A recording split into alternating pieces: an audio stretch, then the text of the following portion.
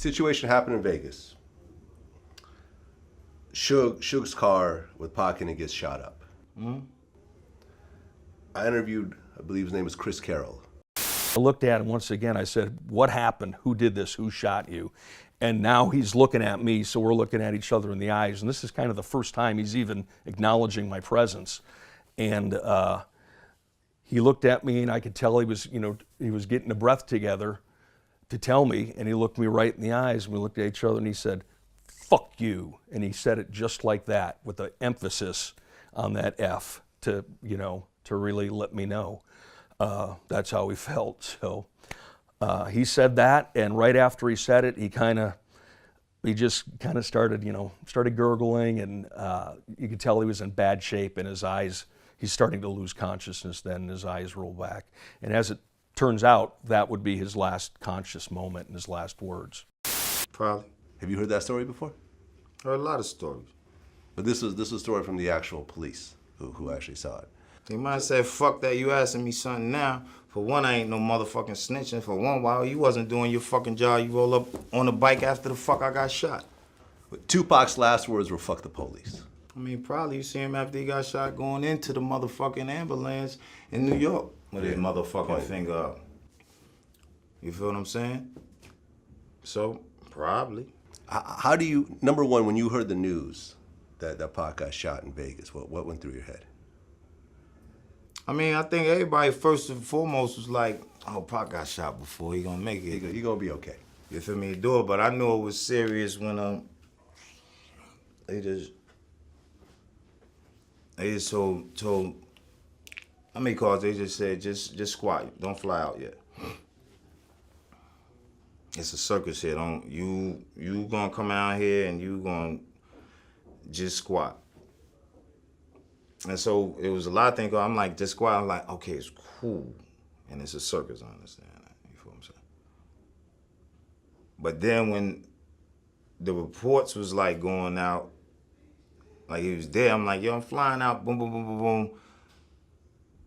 And they keeping me back, but you know, our family is all Vegas. They keep me posted. They's like, everything good, chill, boom, boom, boom, stand, boom, boom. And just when the reports was coming out and I'm calling everybody, nobody was answering my fucking call. And I started knowing something the fuck is up. I started knowing something really was the fuck up.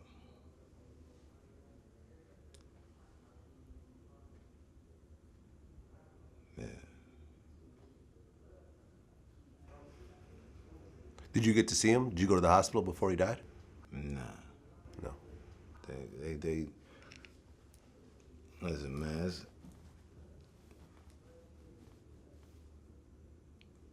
I'm one nigga that couldn't have been up in that motherfucker. Cause if I would have seen how he really looked, I really would have known it wasn't gonna be a good look. And a lot of people there, bitch ass bodyguards and all the shit that was around there looking concerned. I wouldn't be here now because their heads would have been fucking off right there at the hospital. So everybody knew not to fucking call me up in that motherfucker, man. You know, there's a whole lot of words about this, that, so-and-so, so-and-so.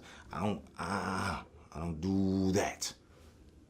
I want to find out everything beforehand, and I was too hot-headed at that motherfucking time. And it would have been some wrong niggas probably just fucked up. And you wouldn't even seen me after that. Cause I'd have been definitely dead, but for sure locked the fuck up. Forever. You feel me? You wrote More Than You Till I Join You, which I felt was the most heartfelt, song about Tupac. How hard was that song to write? I'm gonna cry through every fucking verse, cry through the whole video. Hard to even watch the song without shedding tears. You feel me? Whole different beast, like when you got a brother and y'all dirt ass fucking poor, nobody know you or anything else, y'all grow to be rich, famous, millionaires and everything else, and then you gotta survive the streets and die in this motherfucking industry. Like, the most kind-hearted people that he was like a movement. He was a man of a movement. He wanted to save his people. He wanted to do so much shit for the people. He was a baby Panther and shit. And you had to get assassinated like that. Like, it's very disrespectful. Did you ever see Murder Rap, the documentary? I don't look at too many. I seen a lot of shit, so I don't even know all the names of them shits. But I don't have to look at some shit I hear about what's said about shit. But listen, man, if anybody was going out to make money off shit, everybody got their own motherfucking story, man. Well, I've always felt that the murder of Tupac is the worst kept secret of all time. And Biggie. And Biggie. But Tupac in particular, because in Murder Rap, Keefe D, who's Orlando Anderson's uncle, described the shooting and described, because the dude that they jumped, he describes how they went and shot at the car afterwards. There's actual audio of him confessing to this.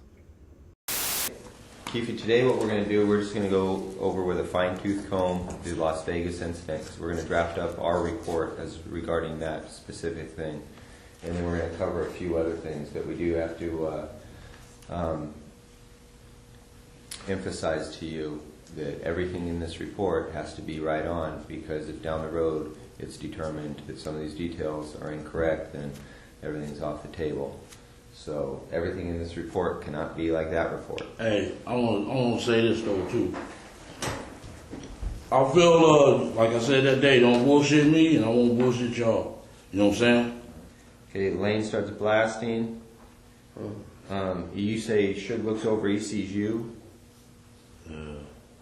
He looks right at you. Yeah, he look at me. Okay. Why are you looking right at me? Fucking known each other since we were 7, 8 years old. When he looks over at you, and then Tupac's busy getting shot. Evidently, the story is Tupac's trying to either get out In of the the line. back seat or something. Yeah. What do you see happening inside of their Jumping car? in. I seen a bullet going Suge head. I thought he was dead.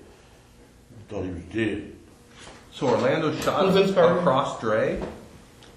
He leaned over on the window. We rolled down the window, popped. Who was it? They would drove on my side. I would have popped them. You know what I'm saying? But they was on the other side. Right. Right, well, if it was there, then they know what's going on. I mean, I'll leave it at this, and then we'll end this interview. As far as I fucking see it, anybody been to a Tyson fight or any fight in Vegas, man? If you stand 3 fucking miles down the road, they'll tell you don't drive nowhere because you're not going to go nowhere. The traffic's so thick. Gangbangers do shit they want you to know they did shit, or if they didn't, they want to have the name of rapper doing some shit and everything else, but they always fucking, at the end of the day, you get caught. Biggie get killed in motherfucking Beverly Hills outside of Vibe of fucking wars and shit, and this motherfucker just floats into the fucking sunset or the fucking sun going down. Where you could have a jaywalking charge in the helicopter ghetto bird to be on your ass, and you can't go no fucking where. So with all that shit, where all these police, where all the feds, the fuck was that was supposed to be following Death Row, Bad Boy Big and everything, when all this shit going, ain't no motherfucking body there.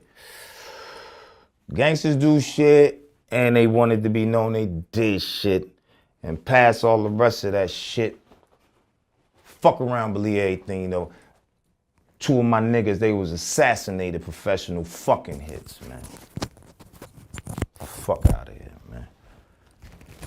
Say some niggas did that shit, man. Get the fuck out of here, man. Motherfucking this goddamn winter time in motherfucking Florida, too. They believe anything is fucking. Nigga did that.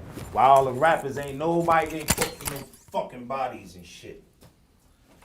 I feel you, man. Ain't nobody getting motherfucking caught. Fuck anybody believes some old bullshit. Niggas, stop killing each other, man. Get them guns. Don't put them up. Get them ready, man. To get on the same team, nigga, because we the enemies, goddammit. And you gonna have us killing each other forever, doing a fucking job for 'em, man. Give a fuck. Yeah, I'll be next. I don't give a fuck. I'm ready.